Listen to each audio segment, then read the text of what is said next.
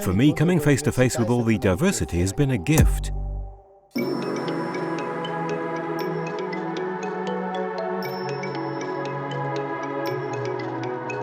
Thailand. Heart to heart with diversity. Diversity of environments and landscapes.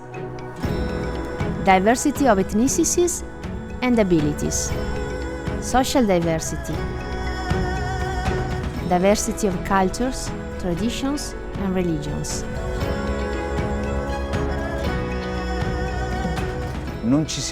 People don't look at each other and ask, "What's your religion?" "You're a Catholic, you're a Buddhist, you're Muslim." They look at each other as human beings, as person to person. This is because Buddhists believe that every person is capable of doing good things, whatever its religion.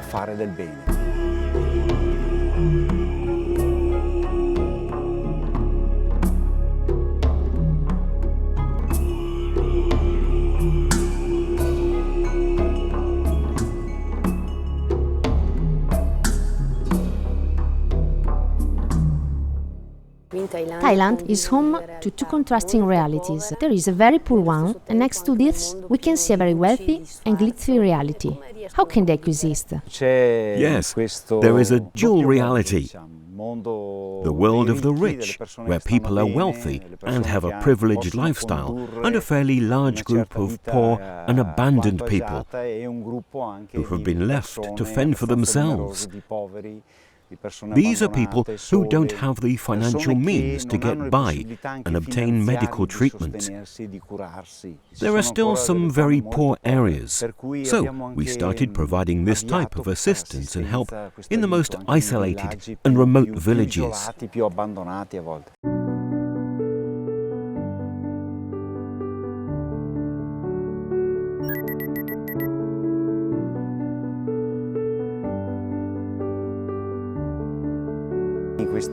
During the 60 years we have been in Thailand, our initial focus was on the sick in general, because the country didn't have the healthcare facilities it now has. Then we worked with lepers and the elderly.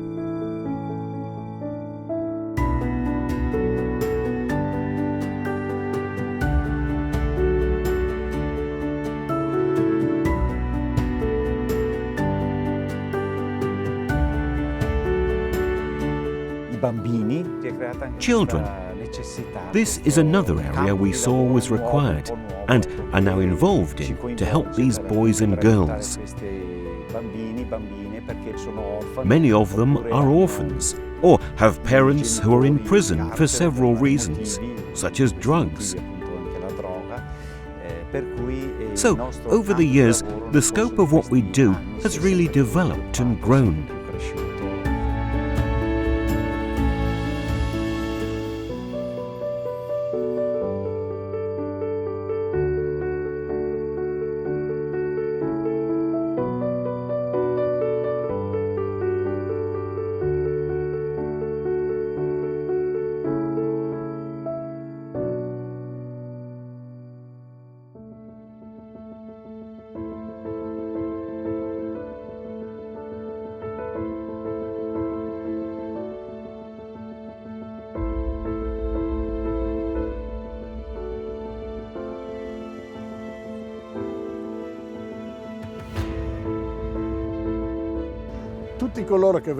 Everyone who comes here, whether it's children or adult, needs love and affection.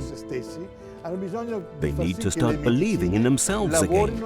They need medicines to cure their bodies. Medicines can help and support their recovery. And that doesn't just apply to AIDS. It's the same for all diseases. Medicines help people's immune systems, and people, with love, a will to live, friendship and support of the ones who love them, are the protagonists of their own care process.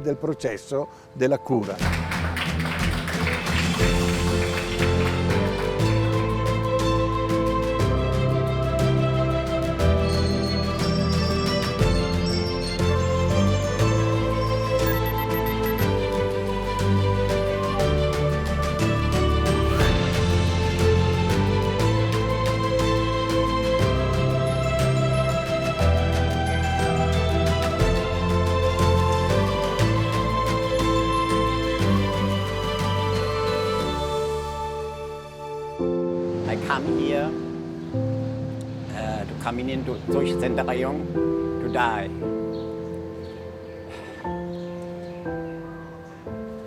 But through the help and through the inspiration, what the center stands for, St. Camillus, I here today.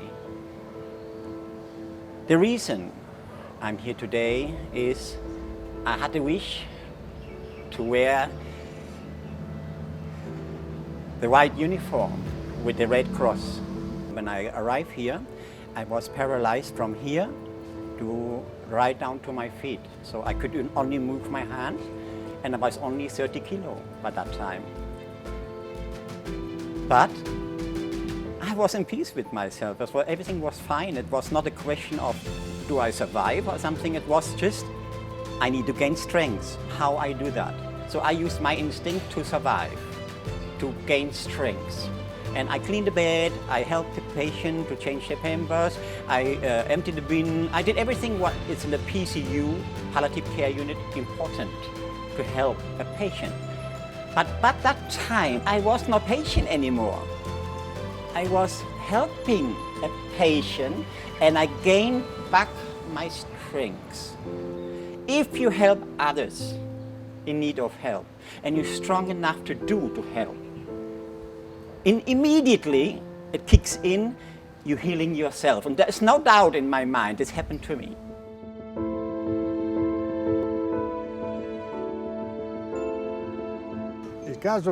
A case I really remember, which it's stuck in my mind, is the one about a boy called Wu that was brought to us by his grandmother after his parents died.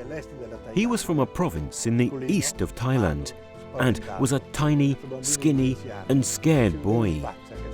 He was just 10 years old, but you could see from his face that he was dying of AIDS. He really found a family here. We treated him with love. We started to give him the right medicines, and slowly but surely we saw him picking himself up. He became an adult and was happy to have survived and be able to live a normal life with people who loved him and cared for him, an education and lots of friends. Today, Wu is 26. He has a girlfriend and works in a 7-Eleven nearby. He lives like everybody else and is grateful for the love and support he received from all the people in this center.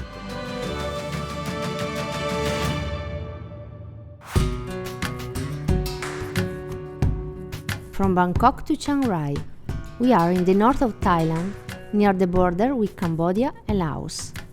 In this place, the Chameleon Community Center hosts nearly 200 children of different ethnicities, who come from the villages in the nearby mountains.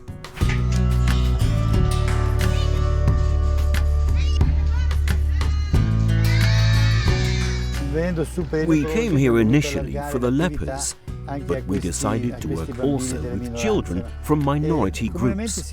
They are normally called tribes in Thailand, but I prefer to call them ethnic minorities. Back then, in the villages, these children would walk around naked, with no clothes. The only thing they were interested in were cameras. When we went there without cameras, they were surprised initially, but the village chiefs realized we were serious about helping the kids. We work with a number of these villages, and they even go to school now. None of them could have gotten to school until the roads were paved. When they're all still children, they play together.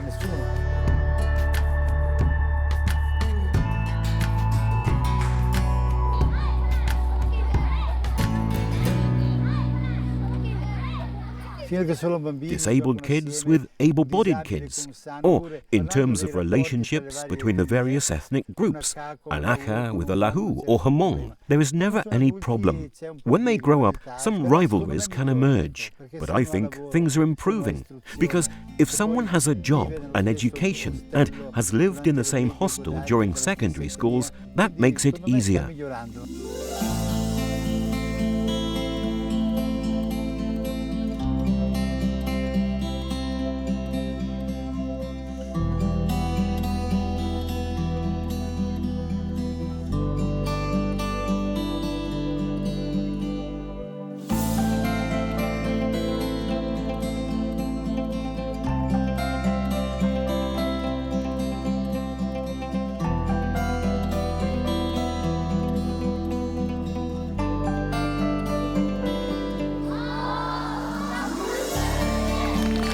So I think the situation is improving. Why does seeing disabled kids and non-disabled kids playing together make me happy? In this way, the disabled kids can see that there is love for them too. It has to be a good thing when able-bodied children say, "I've been blessed and have been lucky," and the disabled kids think there are lots of people who care about me. When a disabled kid can laugh out loud, he knows that people are interested in him too.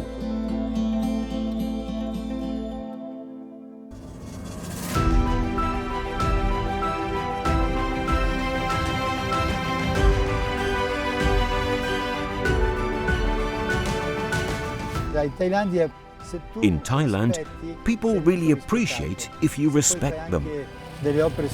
They still care about these things.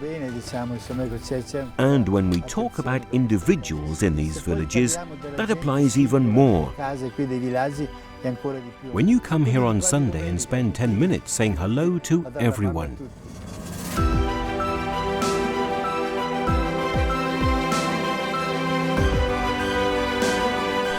Respect, hospitality, love. These are the key words. And in our journey in Thailand, this is how we experience the true spirits of so different yet so alike.